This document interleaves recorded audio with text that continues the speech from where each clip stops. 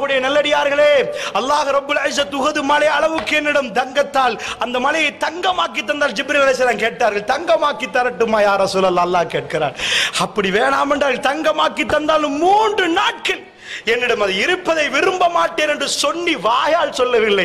ரசூலுல்லாஹ் மரணிப்பதற்கு சனிக்கிழமையா ஞாயிற்றுக்கிழமையா ஹதீஸில் சர்ச்சை இருக்கிறது. என்ன சொன்னால ஆயிஷா, வீட்டில் உள்ள அதையும் அல்லாஹ்விடம் கொடுக்கணும், எல்லாத்தையும் கொடுத்து விட்டு அல்லாஹ்வை நான் சந்திக்கணும் ஆயிஷா, வீட்டில் இவைகளை வைத்துக் கொண்டு அல்லாஹ்வை சந்திக்க நான் வெட்கப்படுகிறேன் ஆயிஷா என்றார் ரசூலுல்லாஹ். இந்த உலகத்தில் எல்லாத்தையும் விட்டு விட்டு இறைவனை சந்தித்த ஒரு அடியான், பேச்சில் மட்டுமல்ல செயலில் காட்டிய ஒரு அடியான்.